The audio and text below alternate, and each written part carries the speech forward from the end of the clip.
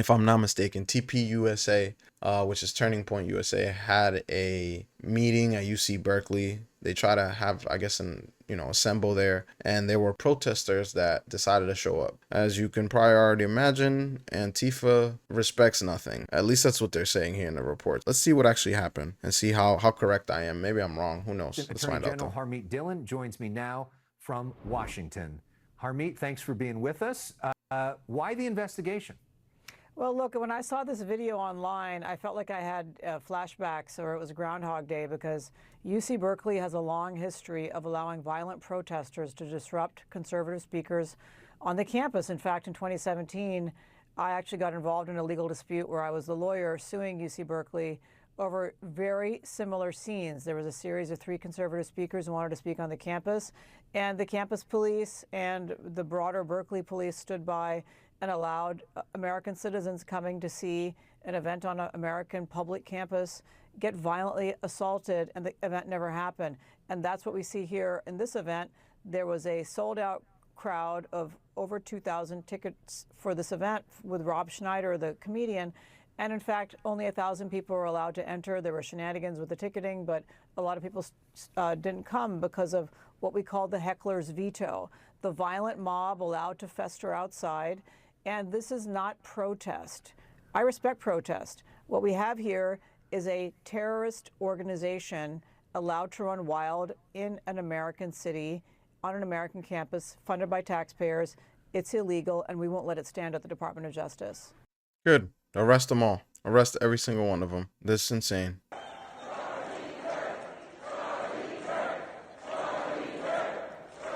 This is inside the event.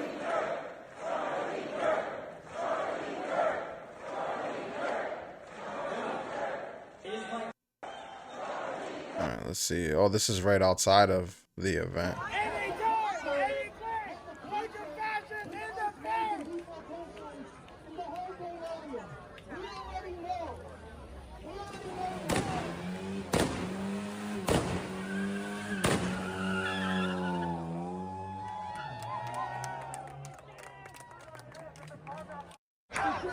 You notice they're all wearing masks, and these are the same people who'd be like, oh, well, ICE agents are wearing masks. Yeah, why you guys wear masks when you protest, right? You guys are peacefully protesting, right? Quote unquote.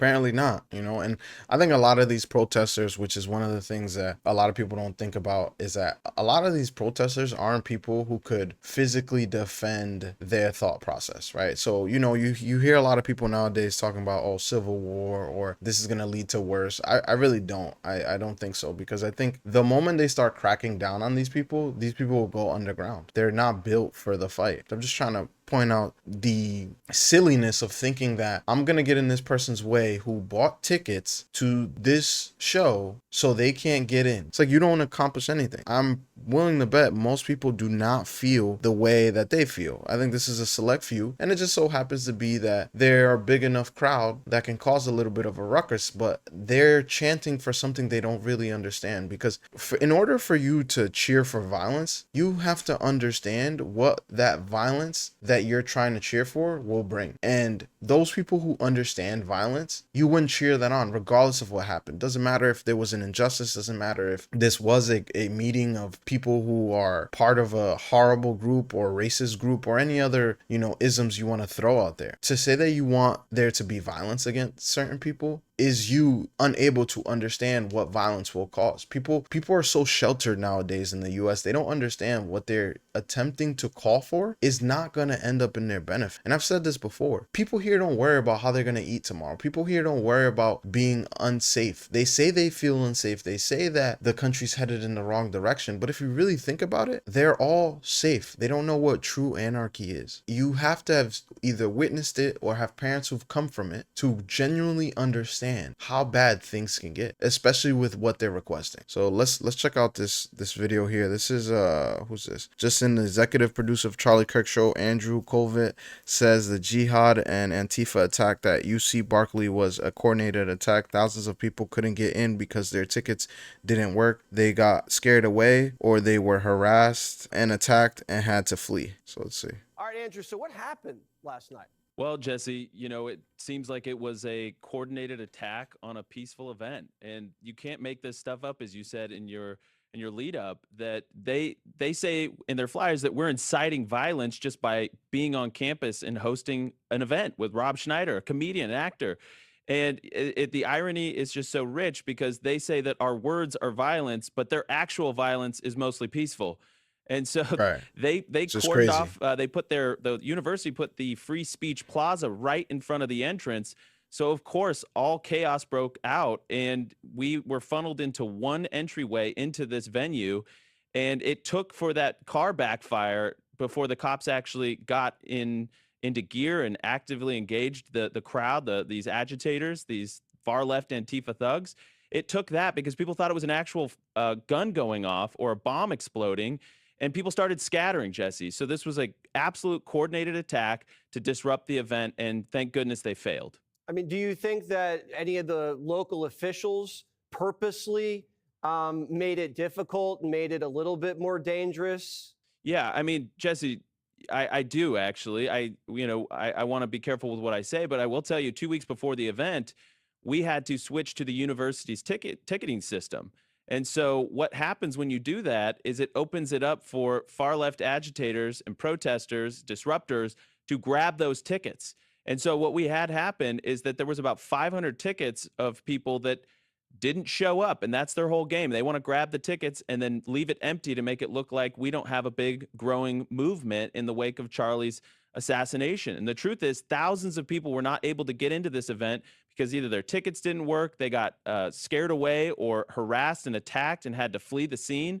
And the university's response was, it's not our job to fill your event. Well, we filled it anyways, but there was thousands more that wanted to be there and were unable to make it because He kind of stared away from saying, oh, is it the people who are in charge of the city or even the university's fault for how the event turned out, as far as obviously the crowd outside and some of the people inside? Yeah, I'll say it for him. Yeah, I think so. I think you have a complete and total injustice that was done to TPUSA, and that's not because I'm a sponsor or I love TPUSA or I like Charlie or dislike Charlie. I'm just speaking from a neutral perspective. You look at the situation. You have people who are directly protesting against an event, and then you put them in front of the doors where the event is going to be conducted. If that's not gross negligence, I don't know what is. And I think the only way you solve this situation is if the people who are responsible for the event, and I don't mean TPUSA, I mean the coordinators who allowed the event to go on,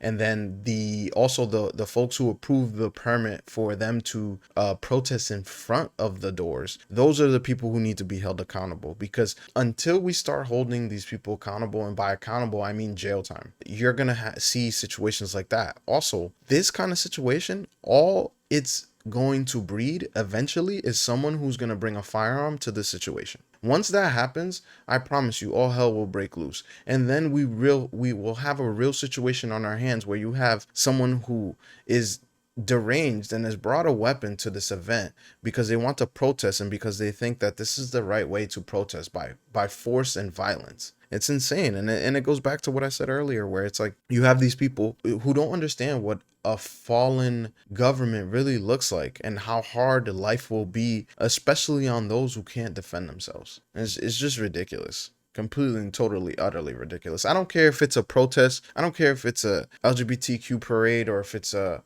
a conservative event.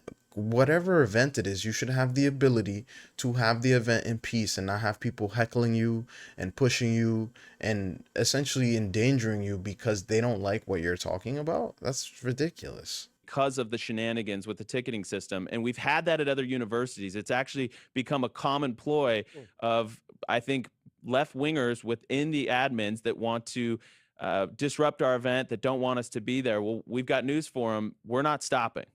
How about this guy, Jihad? Can you believe this guy's name is Jihad?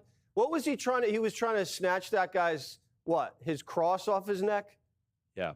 Yeah, that's exactly what he was trying to do. This was a peaceful What guy. was We that? have video from well before this altercation took place. He was just out there with his Red Freedom shirts, and he kept saying, Jesus is Lord, Jesus is Lord. And they were agitating, they were attacking him, jeering, and he just remained peaceful until Jihad came up, grabbed his cross off his neck, and that poor gentleman went to go collect it. and the guy started attacking and assaulting him. And to his credit, he kept going. He wanted his cross back before the police. They obviously didn't know who started or what was going on. Both of them got cuffed, but ultimately it was Jihad that is getting arrested, and he's getting charged, thankfully. As he should get charged. This is another picture of the event.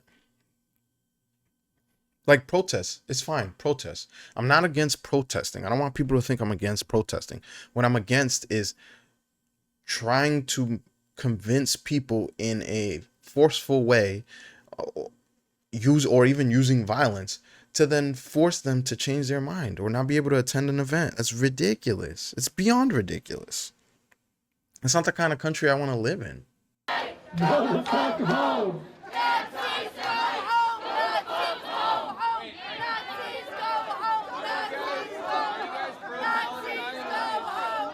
Fuck you, fascists! Fuck you, fascists! Fuck you, fascists! Fuck you, fascists! Chinga la migra! Chinga la migra! Chinga la migra! Chinga la migra! Fuck you, fascists! Fuck you, fascists! Fuck you, fascists! Fuck you, fascists! Chinga la migra! Chinga la migra! Oh shit, whoops. Talk about kidnapping! That chinga la migra means f ice, by the way, for those of you who don't know Spanish, but it's just a Mexican dialect, basically, because it's not how Dominicans would say it, but let's get back to it. Kidnapping! Christ is Lord. Fuck ICE! Fuck ICE! Fuck ICE! Fuck ICE! Fuck ICE! Fuck ICE! Fuck ICE! Fuck ICE! You know, like, I think this is all fine. You want to do this, you want to yell at somebody, you know, or you even want to oppose what someone's yelling, that's fine. Go ahead and try to have a conversation with them. I think it crosses over once someone puts their hands on somebody else. That's where you cross the line, and you need to be held accountable, period.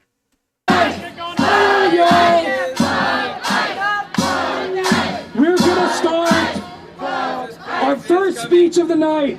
Stop the kidnapping!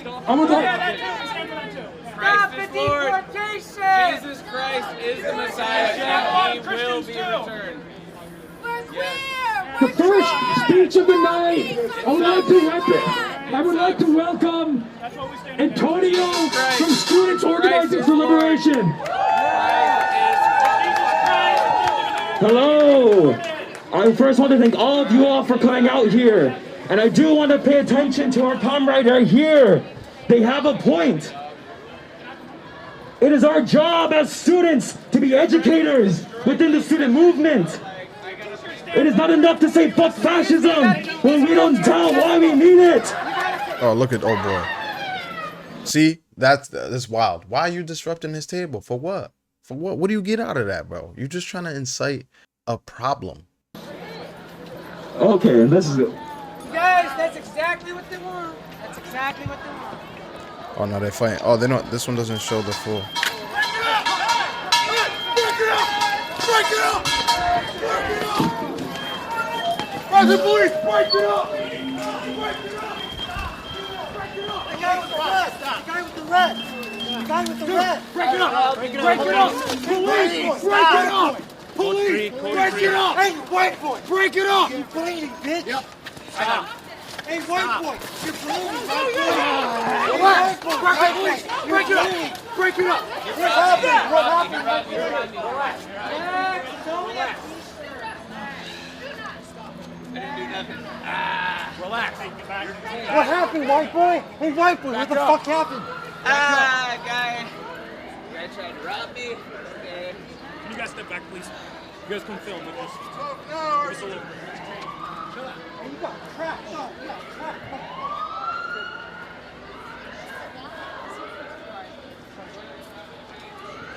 Yeah, is this gonna show anything else? Let's see if he definitely got busted in the face though, for sure. What's this right here? Let's watch this 2-minute clip real quick. See what. Charlie Kirk, who was supposed here in the Bay Area. It comes just 2 months after the killing of Turning Point's founder, Charlie Kirk, who was supposed to headline tonight's event. Our Amanda Harry is live on the scene there, where protesters also showed up. We've already actually seen at least one fight break out. Amanda. Yeah, things have been lively here. While that Turning Point USA event is still happening inside, protesters have been out here for hours. You can see them still here behind me. They have been chanting, just a very, very lively scene out here. While things have been mostly peaceful, there have been some tense moments. Earlier this evening, there was a scuffle that broke out where 2 men started fighting. UC Berkeley police had to break up that interaction. Later, someone was throwing smoke bombs and a car backfired, leading some of the people who were protesting to run away.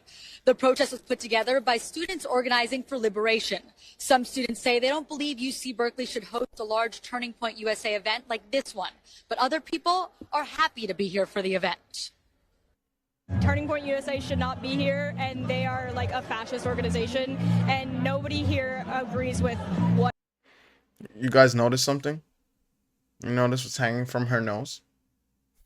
They are saying, and obviously Charlie Kirk has been a big issue with like a lot of college campuses and people on college campuses, so we just think, like, I mean, obviously I didn't really follow him a lot, but knowing what he did and knowing the things that he was saying, it's just like vile and disgusting. So we don't want to support his organization, and I don't think that the Berkeley chancellor should have let them come here. I love being involved in politics, something that's always interested me. Very conservative, and Charlie was a great influence on my life, just, you know, how to live as a man and a godly man. So when I heard that they were bringing TPU here, I was like, heck yeah. CBS Bay Area did confirm that 4 students were arrested they got a drone earlier in the today air and everything? on suspicion of felony vandalism. We do have a lot of police officers still out here watching this event, keeping a close eye on everything that is happening here. We'll have the latest for you at 11. That's nuts. What happened is crazy. And UC Berkeley, that's like one of the that's a renowned college. It's just like, why? It's insane, man.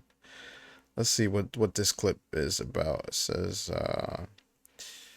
says the White House has designated Antifa as a terrorist organization, but they're still being treated with kid gloves, as we saw last night at UC Berkeley. The Biden FBI sent SWAT teams to raid pro-lifers. The Trump FBI should send those same SWAT teams to raid Antifa terrorists. About rioters and violence, Antifa, and of course the media looking the other way. Video journalist Nick Sorter. Nick, thanks so much for joining us.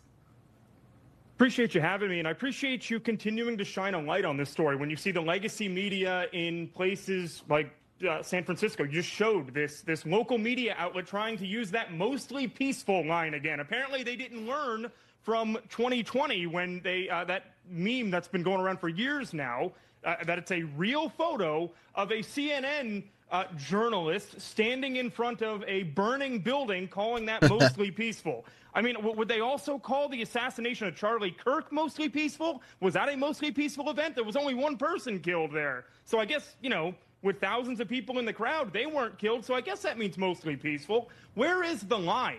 How many people need to be killed for it to be actually broadcasted by the media as a violent event?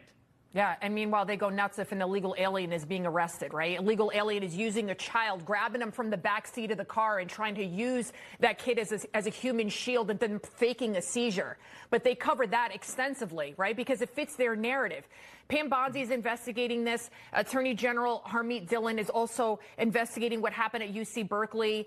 She talks about this. She posted on Twitter, I sued UC Berkeley in 2017 for a student group after the school refused to allow conservative speakers to speak on campus, citing security, and refused to protect them.